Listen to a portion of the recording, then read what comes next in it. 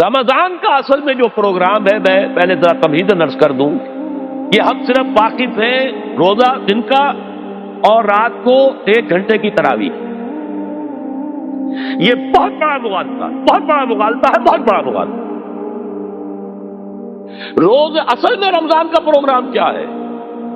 دن بھر کا روزہ اور رات کے اکثر حصے کو قرآن کے ساتھ لے کر جاگنا. لیکن حکمت خداوندی نے پہلے حصے کو تو فرض کیا ہے، دوسرے کو فرض نہیں کیا، اس کو ترغیب اور تشویق پر چھوڑ دیا. لیکن اس کی جو اہمیت ہے میں چاہتا ہوں کہ پہلے اچھی طرح اس کو سمجھ لیں آپ. دیکھیے پہلی حدیث اس میں ہے ان سلمان الفارسی رضی اللہ تعالی عنہ قال خطبنا رسول اللہ صلی اللہ علیہ وسلم فی آخر یوم من شعبان. حضرت سلمان فارسی سے مروی ہے، انہوں نے فرمایا کہ خطبہ ارشاد فرمایا ہمیں اللہ کے رسول نے صلی اللہ علیہ وسلم شعبان کے آخری دن. فقال، آپ نے ارشاد فرمایا، یہ خطبہ طویل ہے، میں نے صرف شروع کے چند جملے یہاں نقل کیے ہیں. یا ایھا الناس قد اضلکم شہر عظیم، اے لوگوں تم پر ایک بہت عظمتوں والا مہینہ سایہ فگن ہو گیا ہے. دیکھیے سایہ فگن سے وہ انگریزی کا محاورہ آپ کے ذہن میں آنا چاہیے، coming events cast their shadows before. ابھی رمضان شروع نہیں ہوا ہے، شعبان کا آخری دن ہے، تو وہ کمنگ ایونٹ جو ہے رمضان مبارک، اس کا سایہ آ گیا ہے تم پر. اس لیے حضور نے وہ لفظ استعمال کیا قد اضلکم، ظلال کہتے سائے کو. قد اضلکم شہر عظیم، بڑی عظمت والا مہینہ ہے. شہر مبارک، بہت برکت والا مہینہ ہے. شہر فیہ لیلۃ خیر من الف شہر، اس میں ایک رات وہ بھی ہے، وہ مہینہ جس میں ایک رات وہ بھی ہے جو 1000 مہینوں سے افضل ہے. انا انزلناہ فی لیلۃ القدر وما ادراک ما لیلۃ القدر لیلۃ القدر خیر من الف شہر. اب جو اگلے 2 جملے ہیں وہ نوٹ کیجئے. جعل اللہ صیامہ فریضۃ وقیام لیلہ تطوعا، اللہ نے ٹھہرایا ہے، قرار دیا ہے اس کا روزہ رکھنا تو فرض کے درجے، اور اس کی رات کا قیام تطوع کے درجے میں اپنی مرضی پر، اپنی خواہش پر، نفل کے طور پر یہ تم پر لکھ دیا گیا ہے. لکھا تو گیا ہے، جعلہ تو ہے. مجعول کا جو پہلا مفعول ہے وہ کیا ہے؟ جعلہ کا. مجعول اول کیا ہے؟ دن کا روزہ. اور مجعول ثانی کیا ہے؟ قیام لیلہ، رات کو کھڑا رہنا. اب یہ رات کا کھڑا رہنا اس کی کتنی مقدار ہوگی؟ کہاں سے معلوم کریں گے؟ قرآن سے. جب یہ لفظ آیا ہے سورہ مزمل میں، یا ایھا المزمل قم اللیل الا قلیلا نصفہ او انقص منہ قلیلا او زد علیہ ورتل القرآن ترتیلا، یہ معنی ہے اے رہا کپل میں لپٹ کر لیٹنے والے، کھڑے رہا کرو رات کو سوائے اس کے تھوڑے سے حصے کے، یعنی آدھی رات یا اس میں تھوڑا سا کم کر لو، جسے پھر کہا مفسرین نے 1/3 رات کم سے کم. اور زد علیہ، یا آدھی پر بھی کچھ زیادہ کرو، یہ 2/3 رات ہو گئے. ورتل القرآن ترتیلا، اور قرآن کو اتارا کرو تھوڑا تھوڑا تھوڑا. یہ ترتیل، تفریل، تنزیل، جیسے قرآن تھوڑا تھوڑا محمد پر نازل ہوا صلی اللہ علیہ وسلم، ایسے ہی تھوڑا تھوڑا تھوڑا قرآن اپنے اندر اتارو. ہیمر اٹ ڈاؤن، اپنے ذہنوں میں اتارو، اپنے قلب میں اتارو. اس کے لیے رات کو کھڑے رہو، اور قیام اللیل کم سے کم 3/4 شب کے اوپر اطلاق ہوگا، اس سے کم پر تو اطلاق ہے ہی نہیں.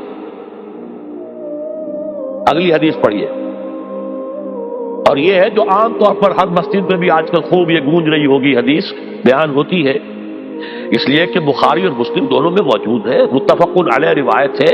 اس سے اونچا تو درجہ سند کے اعتبار سے تو حدیث کا کوئی اور درجہ اس سے اونچا ہے نہیں.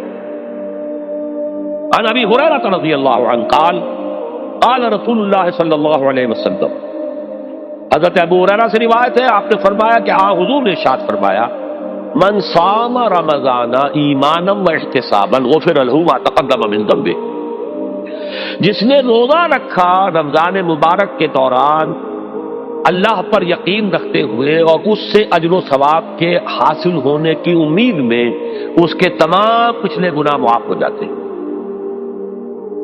ومن قام رمضان ایمانا واحتسابا غفر له ما تقدم من ذنبه، اور جو کھڑا رہا رمضان کے دوران، کھڑا رہا ہے، جیسے ساما، میں نے شروع میں آپ سے عرض کر دیا تھا یہ مصدر ساما یصوم صوما قام یقوم قیاما، ومن قام رمضان، جو کھڑا رہا رمضان کے دوران، پورے رمضان کے دوران کھڑا رہا، ایمان و احتسابا کی شرط پھر وہی ہے، غفر له ما تقدم من ذنبه، وہی اجر اس کا بھی ہے۔ ومن قام لیلۃ القدر ایمانا واحتسابا غفر له ما تقدم من ذنبه، اور جو خاص طور پر لیلۃ القدر میں کھڑا رہا ایمان اور احتساب کے ساتھ، اس کے بھی پچھلے گناہ معاف ہو گئے۔ اب یہ قامہ اور سامہ جیسے آ رہا ہے ایک دوسرے کے ساتھ پیرلل ہو کر، اس کو نوٹ کر، من سامہ رمضان من قام رمضان، کیا یہ 1 گھنٹے کی تراویح جو ہے اس پر پوری اترتی ہے؟ نسبت خاک رابع عالم پاک کوئی اس میں ریشو پروپورشن جڑتی نہیں۔ اگلی حدیث بھی پڑھ لیجیے، یہ وہی آگے عبداللہ ابن عمرو بن العاص رضی اللہ تعالی عنہما، جن کے بارے میں نے عرض کیا تھا بہت ہی زاہد منش، بڑے عابد، ہر روز روزہ اور پوری رات نماز پڑھتے تھے، پورا بھی ہے اس کے۔ عن عبداللہ ابن عمرو رضی اللہ عنہما ان رسول اللہ صلی اللہ علیہ وسلم قال الصیام والقرآن یشفعان للعبد، روزہ اور قرآن دونوں بندے کے حق میں شفاعت کریں گے۔ یقول الصیام، روزہ یہ کہے گا اے رب، اے پروردگار، انی منعتہ الطعام والشہوات بالنہار، میں نے تیرے اس بندے کو روکے رکھا کھانے پینے سے اور شہوت سے دن کے وقت، فشفعنی فی، میری وجہ سے روکا رہا، یہ کھانے کو اچھے سے اچھے جو ہے وہ موجود تھے کھانے، اور پینے کے لیے اعلیٰ سے اعلیٰ مشروب تھے، یہ رکا رہا میری وجہ سے کہ روزہ رکھا ہوا تھا، اور جیسا میں نے کہا منکوحہ بیوی موجود تھی لیکن رکا رہا، تھامے رکھا اس نے اپنے آپ کو میری وجہ سے، تو میری شفاعت اس کے حق میں قبول فرما۔ وَيَقُولُ الْقُرْآنُ، اور قرآن یہ کہے گا مَنَعْتَهُ النَّوْمَ بِاللَّيْلِ، میں نے اسے روکا رکھا رات کو سونے سے، فَشَفِّعْنِي فِيهِ، تو پروردگار میری شفاعت اس کے حق میں قبول فرما، فَيُشَفَّعَانِ، تو ان دونوں کی شفاعت قبول کی جائے گی۔ سوال یہ ہے کہ کیا روزہ 1 گھنٹے کا یا 2 گھنٹے کا ہے؟ تو یہ قیام جو ہے یہ 1 گھنٹے کا کیسے ہو گیا؟ تو میں نے پہلے کوشچن مارک آپ کے ذہن میں کھڑا کر دیا، اب جواب سنیے اس کا۔ جواب یہ ہے کہ اس کو اللہ تعالیٰ کی حکمت یہ تھی کہ اسے فرض نہ کیا جائے، اس کو معلوم ہے۔ عَلِمَ أَنَّ سَيَكُونُ مِنكُمْ مَرْضَىٰ وَآخَرُونَ يَضْرِبُونَ فِي الْأَرْضِ يَبْتَغُونَ مِن فَضْلِ اللَّهِ وَآخَرُونَ، اللہ کے علم میں ہے میرے کچھ بندے ہوں گے بیچارے غریب مستور، دن پر مشقت کریں گے، محنت کریں گے، اور روزہ ہی رکھ لیں، بہت بڑی بات ہے، بہت بڑی بات ہے۔ رات بھر کا قیام کیسے کریں گے؟ 2/3 رات کیسے کھڑے رہیں گے؟ آدھی شب کیسے ممکن ہے؟ لہذا فرض نہیں کیا، حضور نے بھی فرض نہیں کیا، نہ اس کو آپ نے لازم کیا، نہ اس کے لیے وہ زوردار جو لوگوں سے کہا کہ ضرور پڑھو، چھوڑ دیا پڑھو، اصل لوگ پڑھتے تھے اپنے طور پر۔ اب یہ کہ کوئی آدھی رات کھڑا ہے، کوئی 1/3 رات ہے، کوئی پوری رات ہے، ہاں کہ اللہ کے بندے۔ لیکن 3 دن حضور نے یہ باجماعت نماز پڑھا دی، لیکن پڑھائی ہے وہ تہجد کے وقت، یعنی لوگ رات کے وقت جو بھی ہے کھڑے ہیں، جاگ رہے ہیں، قرآن پڑھ رہے ہیں، لیکن یہ کہ خاص تہجد کے وقت آپ اپنے حجرے سے برآمد ہوئے تو لوگ جمع ہو گئے، آپ کے گرد جمع ہو گئے۔ آپ نے 3 دن یہ 8 رکعتیں جو تہجد کی حضور کی ہوتی تھی، وہ آپ نے 8 رکعتیں پڑھائیں باجماعت، لیکن وہ وقت تہجد کا تھا، یہ نوٹ کر لی۔ 4تھے دن بھی صحابہ منتظر رہے، جب حضور برآمد ہوں گے تشریف لائیں گے، نہیں آ رہے حضور، تو کچھ کھنگار بھی رہے ہیں، کہیں پتہ نہیں حضور کہیں اونگ نہ آ گئی ہو تو ہماری آوازوں سے جاگ جائیں، پھر بھی نہیں آئے حضور۔ اگلے روز آپ نے فرمایا کہ میں جان بوجھ کر نہیں آیا، میں اگر یہ متواتر تمہیں پڑھاؤں گا تو یہ تم پر فرض ہو جائے گی۔ یہ ہے وہ رافت اور رحمت، بالمومنین رؤوف الرحیم، جو اللہ تعالیٰ کی شان ہے رحمان الرحیم ہونے کی، بالمومنین رؤوف الرحیم، یہ محمد الرسول اللہ بھی ہے، تم پر یہ سختی جو ہے یہ تمہارے لیے قابل برداشت نہیں ہوگی، لہذا میں نے یہ 3 دن صرف پڑھائی ہے، اگر مسلسل پڑھاتا تو فرض ہو جاتا۔ یہاں تک تو ہے حکمت نبوی کا معاملہ، اب آیا حکمت صحابی یا حکمت خلیفہ راشد۔ یہی معاملہ رہا حضور کی حیات طیبہ کے دوران، یہی حضرت ابوبکر رضی اللہ تعالیٰ عنہ کی خلافت کے دوران، یہی حضرت عمر کا بھی ابتدائی دور، لیکن دور خلافت عمر فاروق کے دوران یہ واقعہ آیا کہ حضرت عمر داخل ہوئے مسجد میں، دیکھا رات کے وقت ابھی کوئی باجماعت تراویح کا کوئی انتظام نہیں تھا. آپ نے دیکھا کچھ لوگ مسجد کے اس کونے میں کھڑے ہیں, ایک حافظ ہے, سارے تو حافظ نہیں ہوتے تھے نا, تو کوئی حافظ ادھر, انہوں نے 5 6 7 8 آدمیوں نے کسی حافظ سے گزارش کی, وہ انہیں قرآن سنا رہا ہے, وہ کھڑے سن رہے ہیں. کوئی دوسرے کونے میں ایک دم گٹا ہے, کوئی تیسری طرف ہے, کہیں ہے. تولیوں کے اندر لوگ جو ہے وہ قیام اللیل کا حق ادا کر رہے ہیں. آپ نے فرمایا کیا ہی بہتر ہو کہ یہ سب جمع ہو جائیں کہ امام کے پیچھے, اور پھر یہ کہ اسے عشاء کے ساتھ متصل رکھ دے, تاکہ جس کو کہتے ہیں عربی میں ما لا یترک کلہ لا یترک کلہ, اگر کوئی شے کل کی کل حاصل نہیں ہو سکتی تو کوئی شخص بھی مسلمان بالکل محروم نہ رہ جائے. کم سے کم یہ 20 رکعت تراویح تو پڑھے اور قرآن سن لے, تاکہ کسی نہ کسی درجے میں تو اس کا بھی حصہ ہو جائے اس کی برکات میں سے. یہ ہے حکمت حضرت عمر فاروق کے فیصلے کی. اور چونکہ حضور نے فرمایا علیکم بسنتی و سنت الخلفاء الراشدین المہدیین, تم پر لازم ہے کہ میری سنت کو اور میرے خلفاء راشدین کی سنت کو مضبوطی سے پکڑو. یہ وجہ ہے کہ فقہائے اربعہ جو ہیں ہمارے, وہ سب کے سب اس کو واجب کے درجے میں رکھتے ہیں, اس لیے کہ یہ فیصلہ حضرت عمر کا, عمر خلیفہ راشد ہیں رضی اللہ تعالی عنہ. لہذا یہ نظام بن گیا تراویح کا. اب میں اس کی نفی نہیں کر رہا, لیکن جو شخص سمجھتا ہے کہ اس سے اصل حکمت اور غرض و غایت پوری ہو گئی, وہ مغالطے میں مبتلا. یہ تو علی الاقل کم سے کم اس درجے میں کہ ہر مسلمان کم سے کم اس درجے تک تو جو ہے وہ کچھ نہ کچھ حاصل کر ہی لے, اور وہ اس سے محروم نہ ہو بالکل ہی. ما لا یدرک کلہ لا یترک کلہ, اس درجے میں حضرت عمر کا فیصلہ ہے, اور اسی کی وجہ سے ہمارے خلفاء, ہمارے جو ائمہ اربعہ انہوں نے قبول کیا ہے. اور یہی اس مسئلے کا حل ہو جائے گا. جو اہل حدیث حضرات اس کے اوپر جو ہے چیلنج بھی شائع کرتے ہیں, کوئی ثابت کر دے حضور سے 20 رکعتیں تو ہم اتنے لاکھ, ہم بھی کہتے ہیں کہ حضور سے ثابت نہیں ہے. کون کہتا دعویٰ ہی نہیں, یہ تو حضرت عمر کا فیصلہ ہے. حضرت عمر کا فیصلہ, خلیفہ راشد کا فیصلہ, اس کو امت نے قبول کیا ہے, لہذا وہ نظام ہے, رہے گا. اور یہی جو ہے آپ کو معلوم ہے, حالانکہ یہاں اکثریت جو ہے وہاں پر وہ اہل حدیث حضرات کی ہے سعودی عرب میں, حرمین میں وہی 20 رکعت تراویح ہوتی ہے. اس لیے کہ وہ ان کا جو آفیشل مسلک ہے وہ مسلک حنبلی, حنفی نہیں ہے, وہ حنبلی مسلک میں بھی یہی ہے, شافعی میں بھی یہی ہے, مالکی میں تو 36 تک کی روایتیں موجود ہیں, 36 رکعت. لیکن یہ ہے کہ یہ ہے وہ 20 رکعت تراویح کا معاملہ, اس کی نفی میری بات سے نہ سمجھ لیجیے گا, وہ ٹھیک ہے, حضرت عمر کا فیصلہ ہے. پھر یہ کہ یہ آسان ترین ہے کہ عشاء کے ساتھ ہی متصل پڑھ لی, اور آج تو ہماری نیند کا کوئی حصہ اس میں جاتا ہی نہیں, کون سوتا ہے اس سے پہلے سوال ہی پیدا نہیں ہوتا. لیکن یہ جو کہہ رہے ہیں کہ قرآن کہے گا میں نے اسے نیند سے روکے رکھا, اس کا حق کہاں ادا ہوا؟ اس کا حق تو ادا ہوگا کہ تہائی ورنہ نصف شب کے لگ بھگ آپ جاگے قرآن کے ساتھ. اب سمجھیے اس کی غرض و غایت کیا ہے. اگر قرآن رمضان کا یہ دوگنا پروگرام سامنے آ گیا, اصلاً جو مطلوب ہے دن بھر کا روزہ اور رات کے اکثر حصے کا کم سے کم نصف شب جو ہے اس میں جاگنا قرآن کے ساتھ. اب اس کی جو حکمت اور غرض و غایت ہے وہ بھی اب آپ 2 درجوں میں سمجھ. رمضان کا اب 2 اچھا پروگرام, دن میں روزہ رکھو, اس روح کو مزمحل کرو, اس روح کو مزمحل کرو گے, اس میں جسم کو مزمحل کرو گے, حیوانی وجود کو, تو ہی اس روح کو کچھ ریلیف ملے گا. بھاری بوجھ کسی کے قدموں میں پڑا ہوا ہے, وہ کیسے اوپر اٹھے گا؟ ذرا اس کے نیچے جو وزن ہے, لنگر بھاری ہے, جہاز کا کیسے چلے گا؟ لنگر تو اٹھاؤ. تو اس طریقے سے وہ ذرا بوجھ سے اس کو تھوڑا سا ریلیف دو, رات کو کھڑے ہو جاؤ. اب اپنی روح پر نازل کرو اللہ کے کلام. تیرے ضمیر پہ جب تک نہ ہو نزول کتاب, گرا کشا ہے نہ راضی نہ صاحب کشاف. اب یہ فوار پڑ رہی ہے تمہارے اوپر, تمہارے اندر اس کو جذب ہونا چاہیے. اس سے کیا ہوگا؟ روح کو تقویت حاصل ہوگی. اس کو مثال سے پہلے سمجھا دو.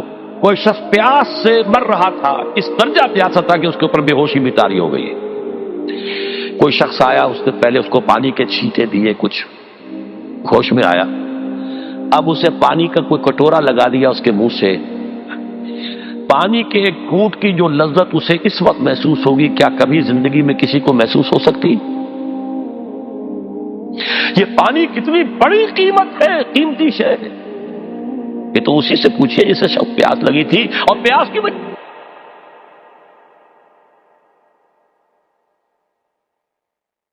متوجہ ہیں، لہذا ہمیں وہ پیاس محسوس ہی نہیں ہوتی کہ یہ بھی واقعی میرے اندر کوئی پیاس ہے۔ روح بیدار ہوگی تو وہ پیاس جو اس کے اندر اب پیدا ہوئی ہے وہ کدھر متوجہ ہوگی؟ اپنے پروردگار کی طرف۔ یہ ربط ہے اگلی آیت کا، آپ پڑھیے وَإِذَا سَأَلَكَ عِبَادِي عَنِّي فَإِنِّي قَرِيبٌ۔ جب یہ روح بیدار ہو کر اپنے مرکز کی طرف متوجہ ہوگی، اپنے منبع اور سرچشمے کی طرف متوجہ ہوگی، اپنے مبدا کی طرف متوجہ ہوگی، تو اے میرے نبی صلی اللہ علیہ وسلم، جب میرے بندے آپ سے میرے بارے میں پوچھیں فَإِنِّي قَرِيبٌ، انہیں بتا دیجئے میں قریب ہی ہوں، کہیں دور نہیں، اس کی رگے جاں سے بھی زیادہ قریب۔ ہم قریب ہیں، جب چاہو ہمیں پکارو، جب چاہو دعا کرو، جب چاہو باریابی حاصل کر لو۔ ہم تو مائل بے کرم ہیں، کوئی سائل ہی نہیں۔ ہم تو ہر روز رات کے آخری گھڑیوں میں سمائے دنیا تک نزول فرماتے ہیں، اور ہماری طرف سے پکارنے والا پکارتا ہے حل من مستغفر فاغفر لہ، ہے کوئی استغفار کرنے والا کہ میں اسے بخش دوں؟ ہے کوئی مانگنے والا حل من سائل فاعطیہ، ہے کوئی مانگنے والا جسے میں دوں؟ تم سوئے ہوتے ہو، ہم تو غافل نہیں، تو غافل، متوجہ تو ہو، آؤ تو صحیح ہماری طرف۔ حدیث قدسی میں آیا ہے میرا بندہ میری طرف چل کر آتا ہے، میں دوڑ کر آتا ہوں، وہ بارش بھراتا ہے، میں ہاتھ بھراتا ہوں، میرا بندہ میرا ذکر اپنے دل میں کرتا ہے، میں اپنے جی میں اس کا ذکر کرتا ہوں، یاد کرتا ہوں، اور میرا بندہ اگر کسی محفل میں میرا ذکر کرتا ہے، میں اس سے بہت اعلیٰ محفل میں اس کا ذکر کرتا ہوں، بلائے اعلیٰ کی محفل میں ذکر کرتا ہوں۔ یہ حدیث کے الفاظ ہیں کہ تو تم غافل ہو بھائی ہم سے، ہم تو غافل نہیں۔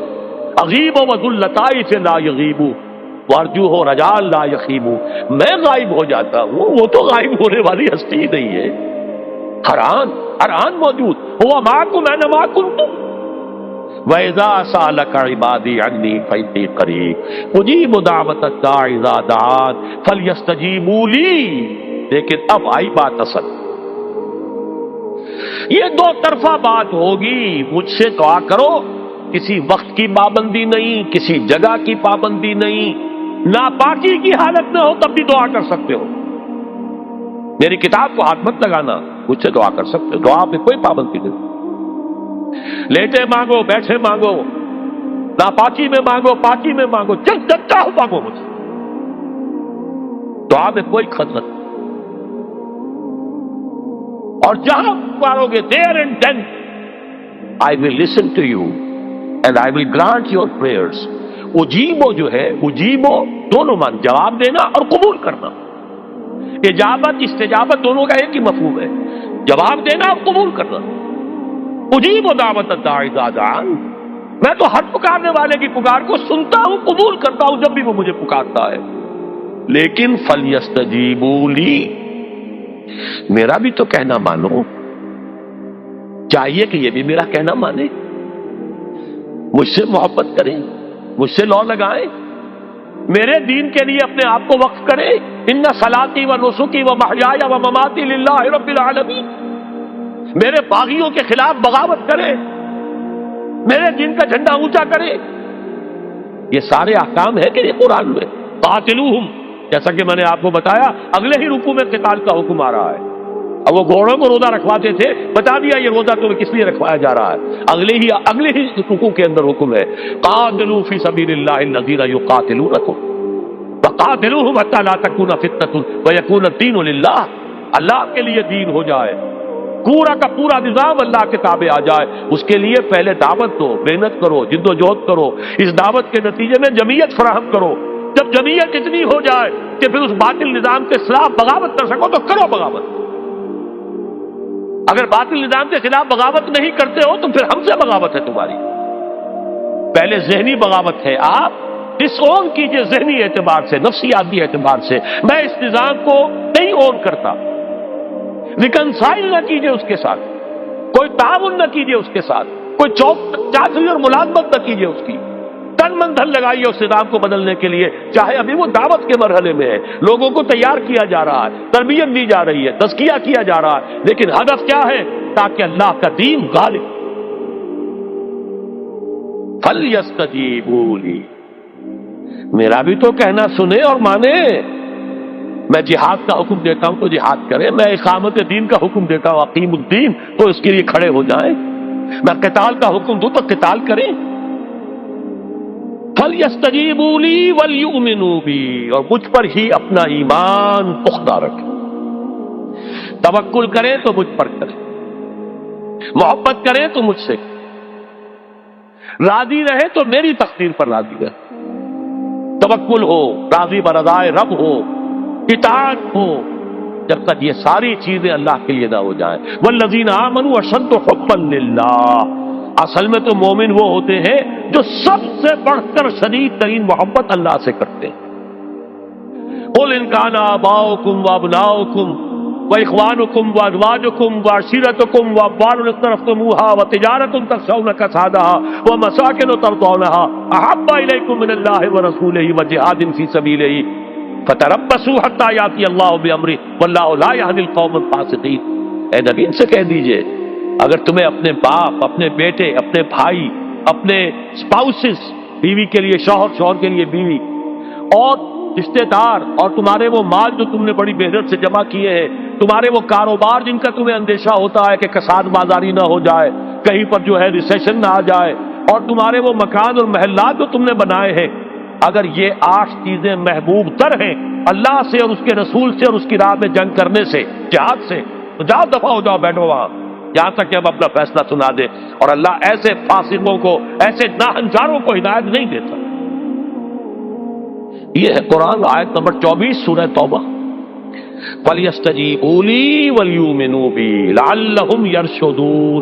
اب وہ لفظ آ گیا رشد. دیکھیے پہلے آیا تھا لعلکم تتقون، روزہ، مجرد روزہ تقوی پیدا کر دے گا، ضبط نفس، اور ضبط نفس بھی وہ جو حکم خداوندی کا تابع ہے. یہ روزے کی ریاضت ہے، روزے کی ریاضت کا حاصل.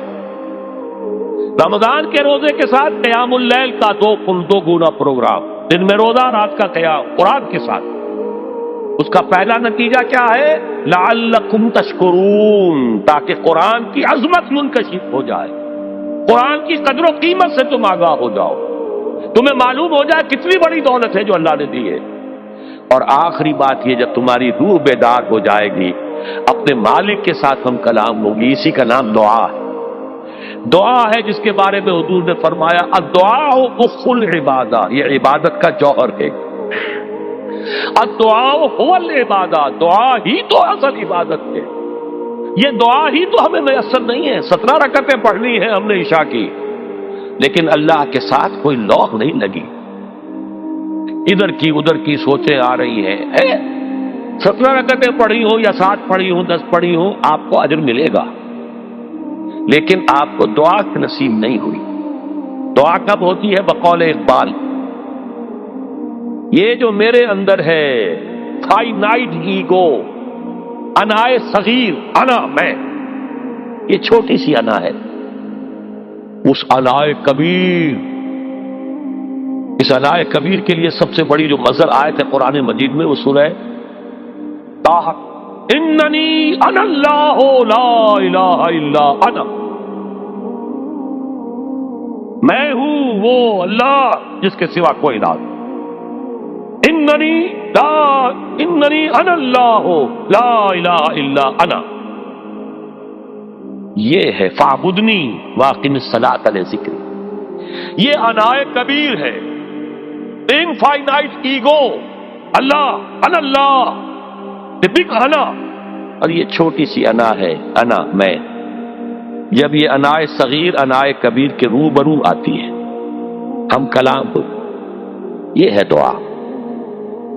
اگر یہ جاگی ہی نہیں، بیدار ہوئی نہیں، ہم کلام ہوئی نہیں، وہ دعا تو حاصل نہیں ہوئی.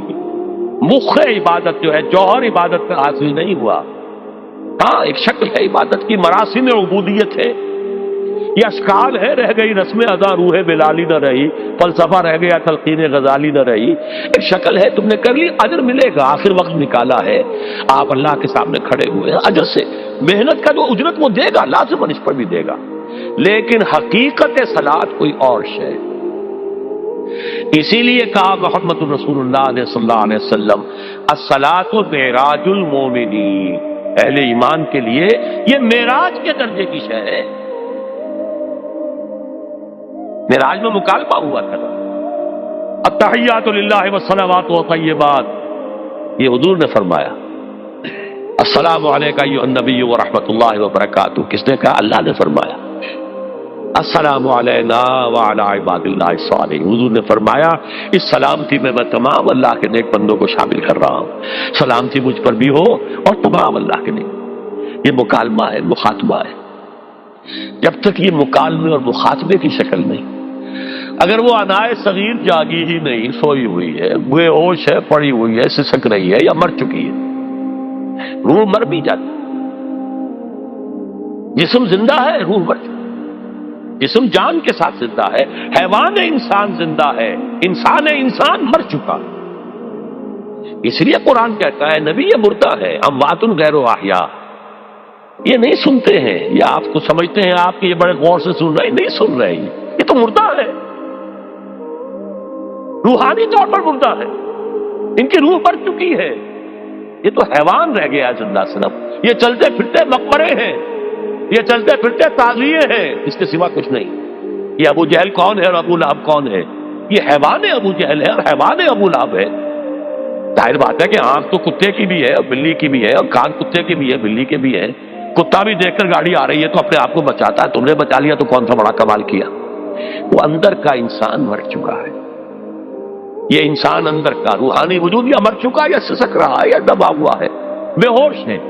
یہ بیدار ہو اور ہم کلام ہو، افلاک سے آتا ہے نالوں کا جواب آخر، کرتے ہیں خطاب آخر، اٹھتے ہیں حجاب آخر، آتا ہے اللہ جواب دیتا ہے۔ اجیب دعوت الداعی اذا دعان، روحانی کان کھلے ہو تو تم جواب سنو گے، ان کانوں سے نہیں۔ وہی جب محمد پر آئی تھی ان کانوں سے نہیں آئی تھی، وہ دل پر اتری تھی براہ راست۔ فإنه نزلہ علی قلبک، ان کانوں کا ان آنکھوں کا سوال نہیں ہے، وہ دل پر براہ روح ہے محمدی پر، یہ روح، اسی لیے وہی کو بھی روح کہا گیا ہے، لانے والا بھی روح، اور روح الامین جس پر لایا گیا وہ بھی روح ہے محمدی، جس کا مسکن ہے قلب محمدی، اور جو لائی گئی وہ بھی روح ہے۔ وَكَذَلِكَ أَوْحَيْنَا إِلَيْكَ رُوحًا مِّنْ أَمْرِنَا، یہ قرآن ہم نے نازل کیا، ایک روح ہے اے محمد جو آپ پر نازل کی۔ مَا كُنْتَ تَدْرِي مَا الْكِتَابُ وَلَا الْإِيمَانُ، اس سے پہلے تو آپ کو کچھ پتہ نہیں تھا کتاب کیا، شریعت کیا، ایمان کیا، وَلَٰكِنْ جَعَلْنَاهُ نُورًا، ہم نے اس قرآن کو نور بنا کر آپ پر اتارا ہے۔ یہ ہے، اس کے لیے ہے اصل رشد۔ اب آخری لفظ آیا رشد، یہ گویا کہ جو مختلف الفاظ ہیں قرآن میں، کامیاب، فائزون، اولئک هم الفائزون، ٹھیک ہے، فوز، کامیابی تک پہنچنے والا، اولئک هم المفلحون، یہ ایک اور لفظ ہے، لیکن راشدون یہ چوٹی کا لفظ ہے، اسی لیے صحابہ کے لیے آیا اولئک هم الراشدون سورہ الحجرات میں۔ اسی لیے انسانوں میں سے نبیوں کے بعد سب سے اونچے چوٹی کے انسان ابو بکر، عمر، عثمان، علی، ان کے لیے آیا خلفاء الراشدون، علیکم بسنتی وسنت الخلفاء الراشدین المہدیین، یہ رشد ہے۔ رشد تک پہنچنا ہے تو یہ کام ہے، اور یہ ہے اصل حاصل صیام و قیام رمضان کا۔ اولئک هم الراشدون، اللہم ربنا اجعلنا منہم، اللہم ربنا اجعلنا منہم، اللہم ربنا اجعلنا منہم۔